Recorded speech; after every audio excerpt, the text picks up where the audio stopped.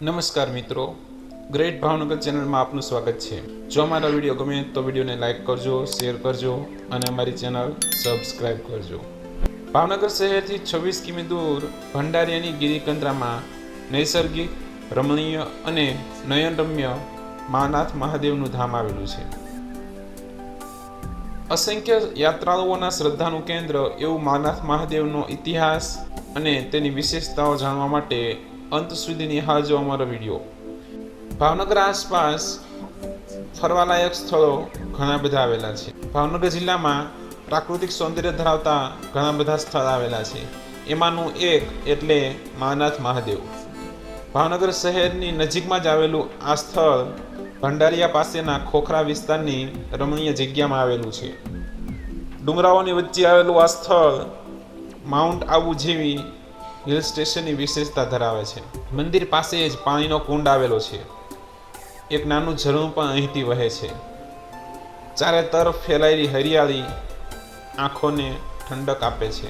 ફોટોગ્રાફીના શોખીનો પણ વારંવાર અહીં આવે છે અને સુંદર ફોટોગ્રાફ્સ પાડે છે। પ્રકૃતિ પ્રેમીઓ માટે આ સ્થળ આકર્ષણનું કેન્દ્ર છે।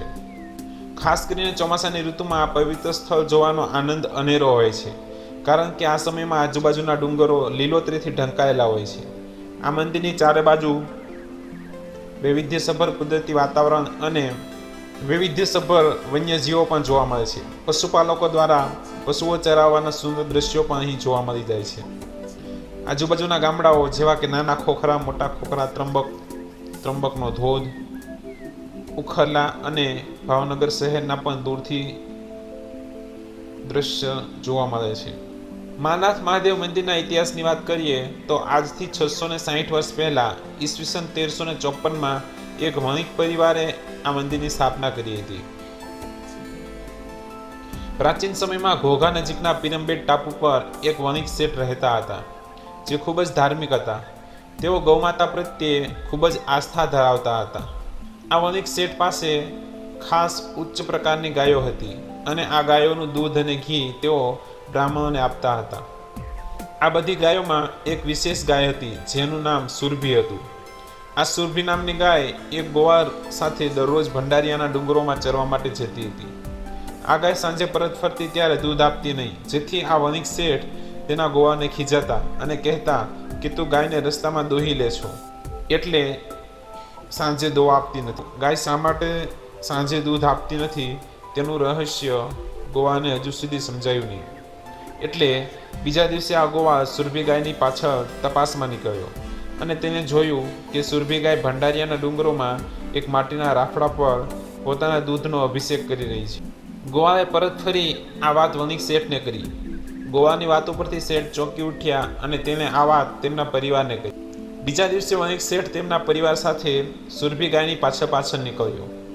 જ્યાં આ ગાય અભિષેક કરતી હતી તે રાફડા પાસે ગયા અને ગોવાને આ રાફડાનું ખોદકામ કરવા કહ્યું।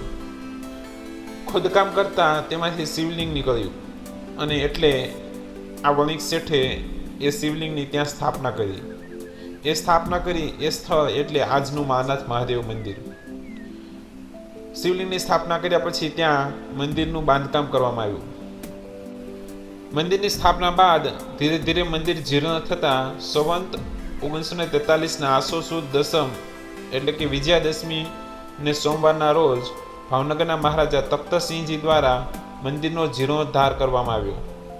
ત્યારબાદ નિત્ય દર્શને આવતા શિવ ભક્તો દ્વારા માનાથ ગ્રુપની સ્થાપના કરવામાં આવી।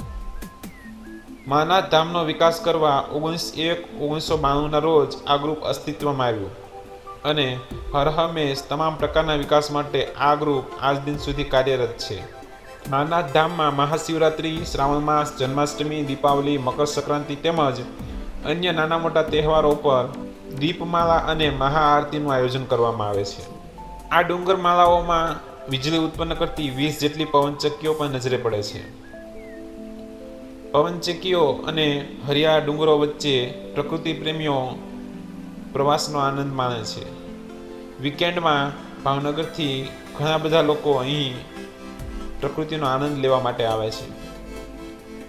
જો તમે પણ આ સ્થળની મુલાકાત નથી લીધી તો એકવાર અવશ્ય આવજો, માનાથ મહાદેવના દર્શન કરજો અને પ્રાકૃતિક વાતાવરણમાં એક દિવસ પસાર કરજો.